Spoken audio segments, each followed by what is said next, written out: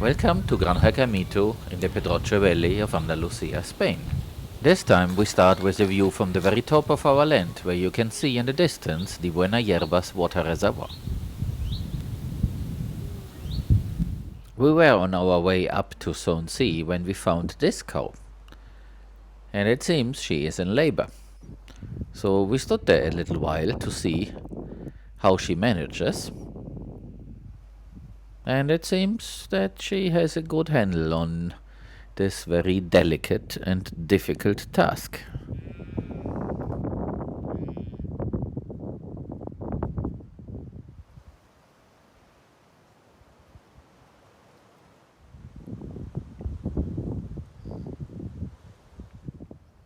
When we came back, we found a new calf. Congratulations! It is extremely important to see them standing up and drink milk shortly after being born. A few days later, while checking out the berm of the swale in CT2, I found this. This one is also in labor, and somehow she jumped the fence that we had around this berm. We wanted to protect what was growing there, but for some reason she wanted to get away from the herd, which is perfectly normal, and decided to go up there. And to make things worse, it took a little while, about an hour, until I figured, okay, this is not going to end well. So after some back and forth, the guys came and the veterinarian came, and you will see.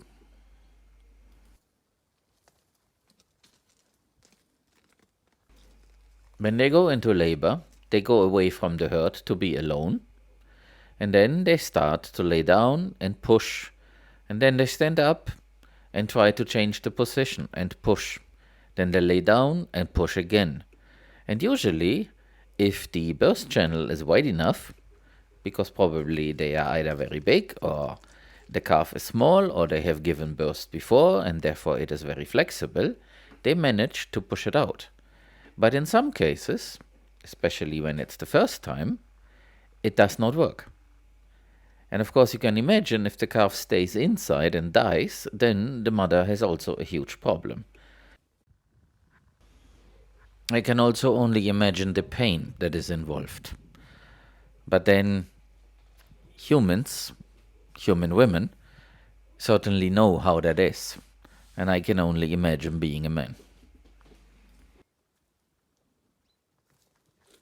Just 1 hour later, the mother was relieved from the bad situation and was able to welcome her new calf. And as you can see, she's cleaning it, and the calf drank milk, so that is the most important thing done. And I'm so grateful that the veterinarians here in this area come very quickly. We made a little bit of progress with this. So here you see a pipe, and you see also a water line that is sticking out here. The pipe is for electric cable and also networking cable. There is something coming up. And the trench that was here before is now filled in, except the part over there, which is where this work will continue, but at least we achieved the first part of it. Let me introduce these animals one by one a little bit better.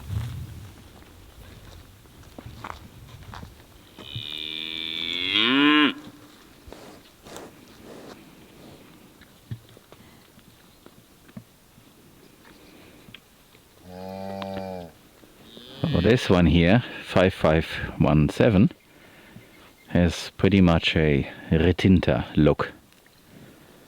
That is a type of cow, a breed, that is from this region here where we are. 5516 could be considered as the lead mare if amongst cows it were the same as with horses. I'm not really sure, but she is the biggest cow, and in many cases things are being done the way she likes.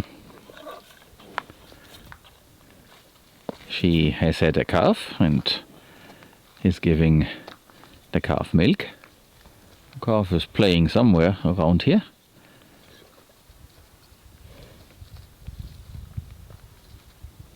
And she's also a good aunt, and last year has provided milk to other cows, or to the calves of other cows, when she had lost her own.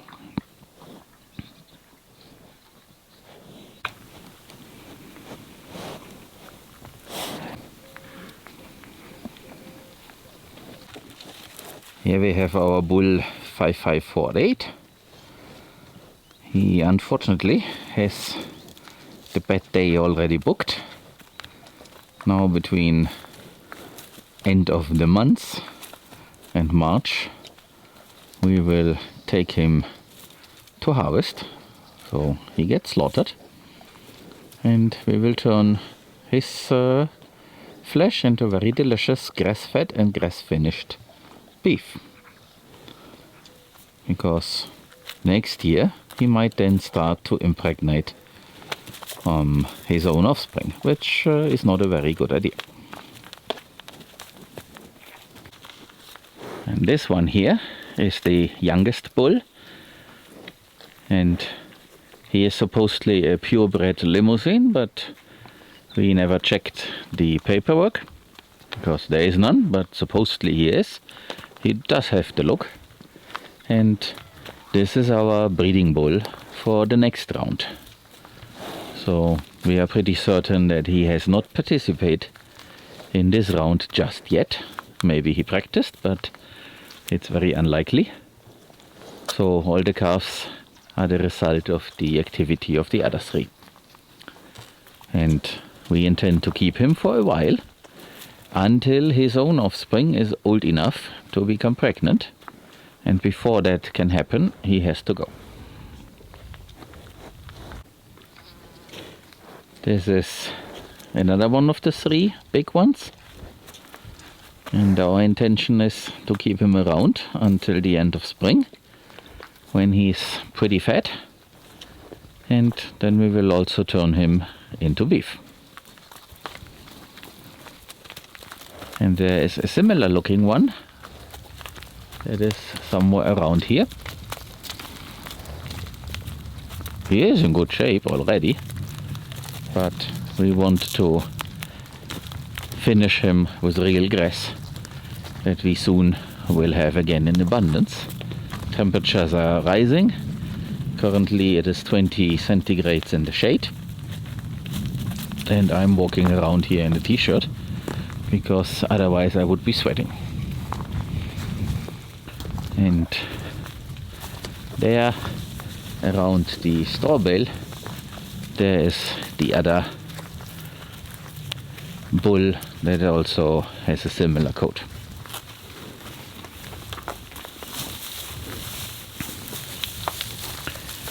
Yeah, they are standing right next to each other, or behind each other. So the one in the front, that is the other one.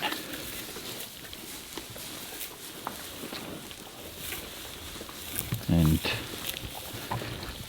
they are in what we call CT2, which is this area where we intend to till a little bit with the help of mules, or as a plan B, a rented tractor, in order to establish some forage for the summer.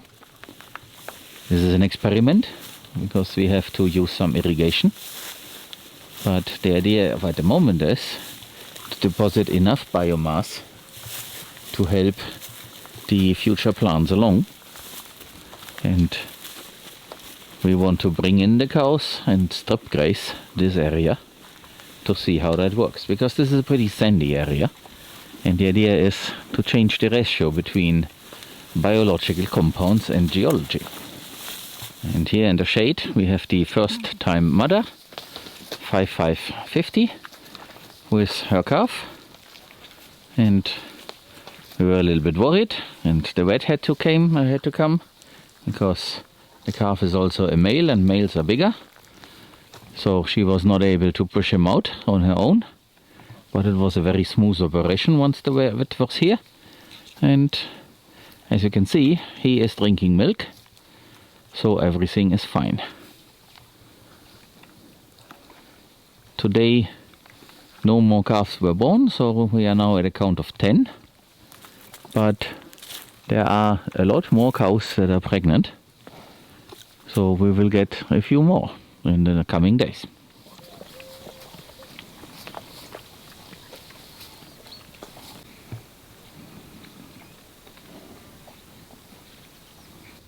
The little ones have started to explore, and they nibble on the straw and eat one or another grass leaf.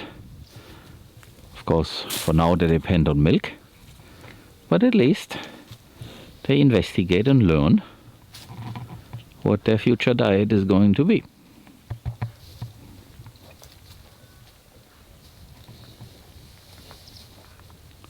This is one of the calves from last year, and our intention is to keep them because they help with the restoration of the soil. The males, when they are big and strong, like the 3 bulls that you have seen, of course will eventually leave us as a source of the beef that we will offer. But we take our time with that, there's no rush. So here is one. So this one basically has his future all laid out, but that is the life of a beef cow, and in this case of a beef bull. We do not intend to castrate or mutilate his body in any way. He will have one bad day, and that is the last day of his life, but that's going to be the only bad day. That is very important to us. So he will stay around until he is big, so that but then probably by the age of 3 or 4 his day will come. But until then he can enjoy the countryside and the company of his kind.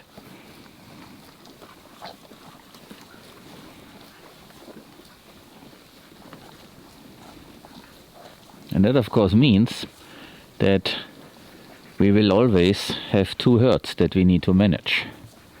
So there's going to be a herd of the cows with all the little ones, and then there's going to be the herd of the bulls, little ones and big ones, and we keep them separate so that they only meet in the combination that we want them to meet and where we want them to meet, and then we separate them again. And one more word about this. We intend to create infrastructure that allows us to do fence weaning. So these cows, we learned this last time, will never wean their calf by themselves. So they would give milk until they'll fall dead. And in order to prevent that, we basically find areas where we can keep the calves on one side of a fence, and it has to be a physical fence, and their mothers on the other side. And then when the mothers have gone dry, then we can rejoin them. The idea is so that they can see each other and smell each other but not touch. And later on we will form a group of all males in one sector and the females in another. The details we still have to work out, but the more paddocks we have and the better the infrastructure is, meaning physical fence in combination with electric wires, this is then going to be a lot easier. But that is the plan, and I hope that we can implement it.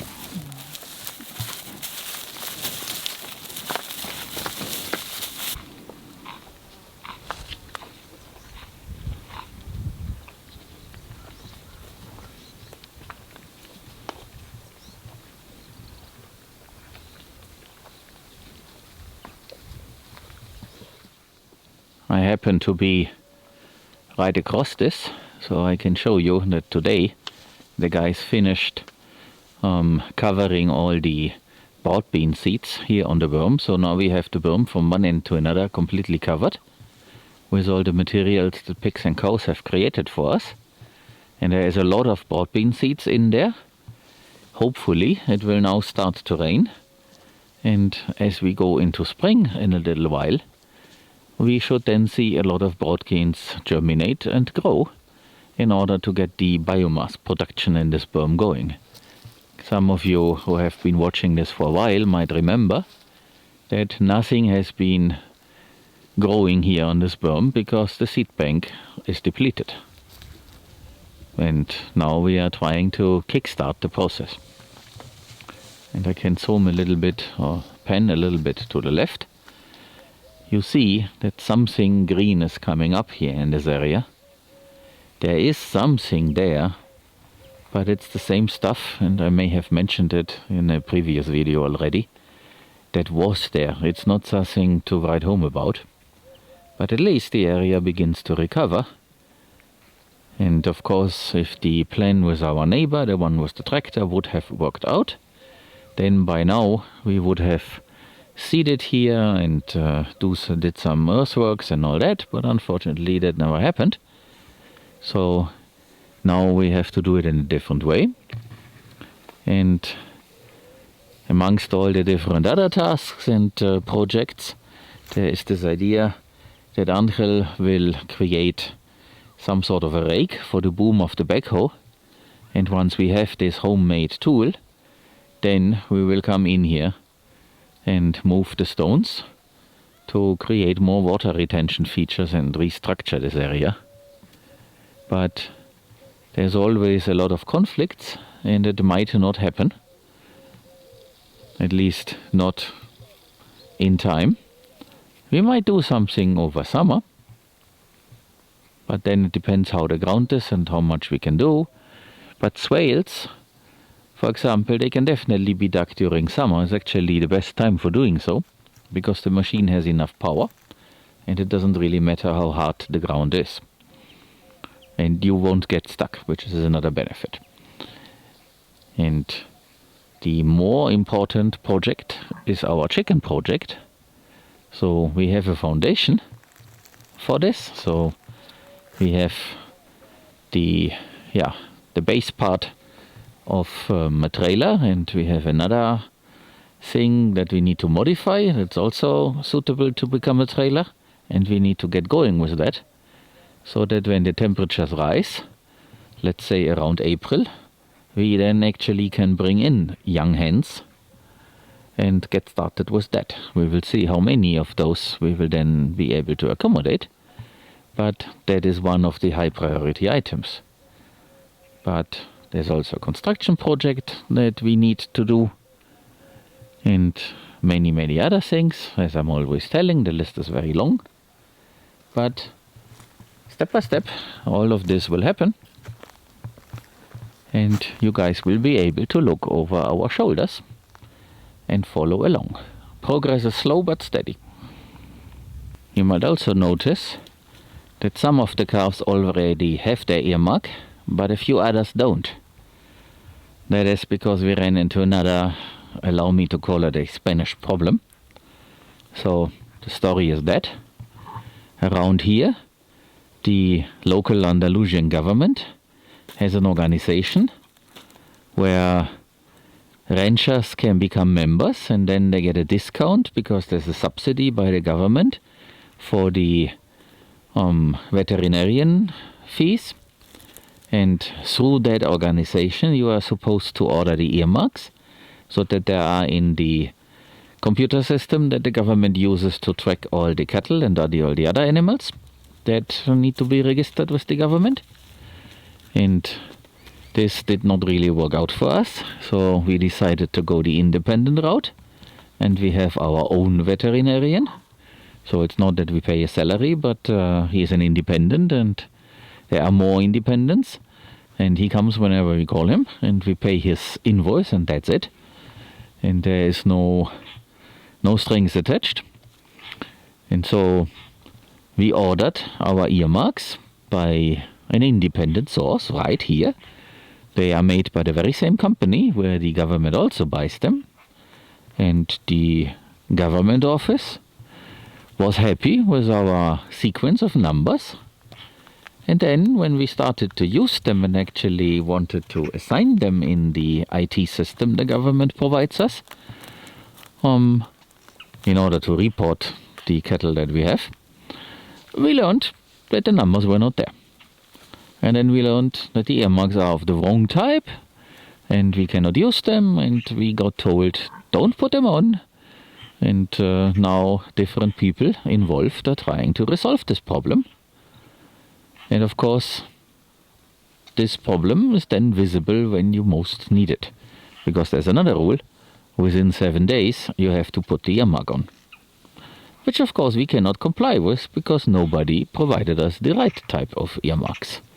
Not our fault, we did everything in time, and we had those earmarks for, maybe 3 months. And now on the last day when we want to use them, it turns out they are of the wrong type. And now it's already more than a week that we only got the message, working on it, and it has not been solved yet. Of course, at some point it becomes difficult to understand which calf belongs to which mother. And that's another issue. So, not so simple as you would expect it from elsewhere. Sometimes I feel like I were bashing Spain. It's not my intention. I just report a fact, and I wish it were otherwise.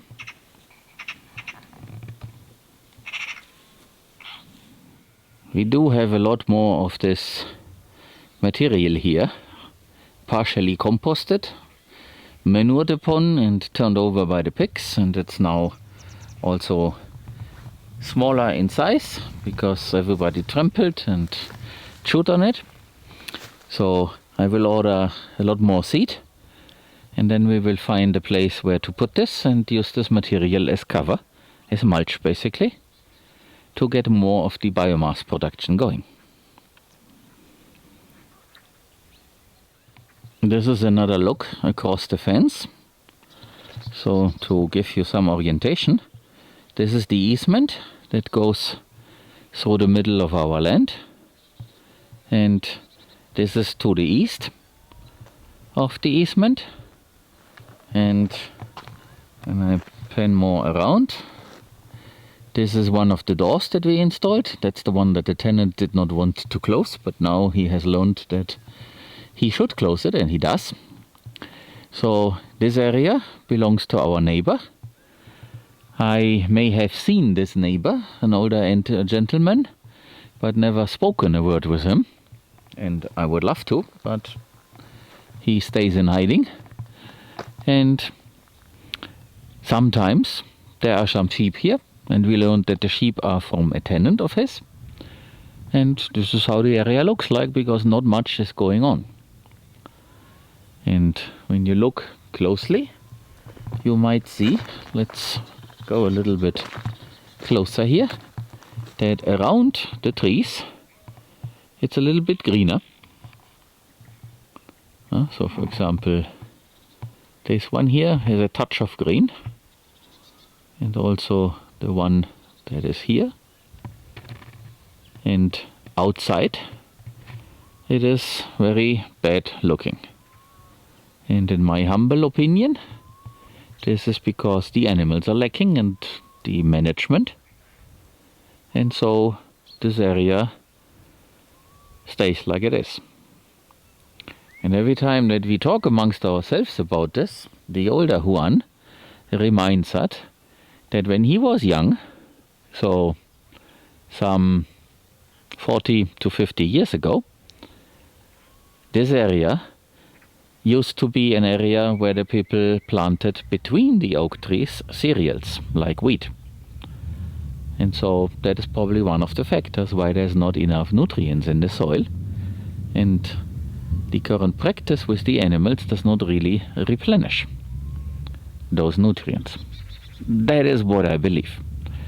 It may be partially right, but I don't think it's completely wrong. And this area would definitely be able to benefit from some mob grazing. But of course, This is someone else's property. But I'm looking forward to have a conversation once there is an opportunity to meet the person who owns this piece, and maybe we can come to some sort of collaboration. I would love that. But I'm not pursuing the matter at the moment because we have more than enough to do. But when the opportunity arises, then definitely I will give him a tour and talk about what we do, and maybe he gets interested. He is an older person, so he might be very open to this idea. Because he has a tenant, and maybe we can even collaborate with that tenant. Because there would be no problem to combine his sheep operation and our work with cattle.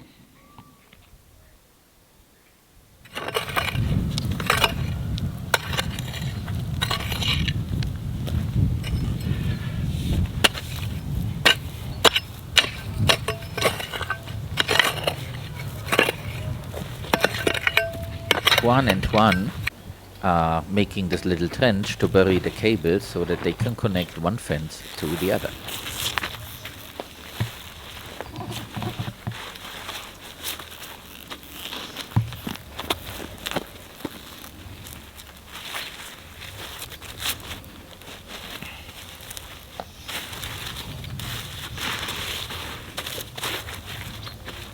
We hope that with a better connection, the swale will be better protected from invading cows, like has happened before. Really? ¿Y estaba? No está. ¿Eh? ¿Dónde? Aquí le he tapado. Con esos reones te la vas a cargar. Hombre. Con encima el guante. We even did find an earthworm, and that is a very pleasant surprise.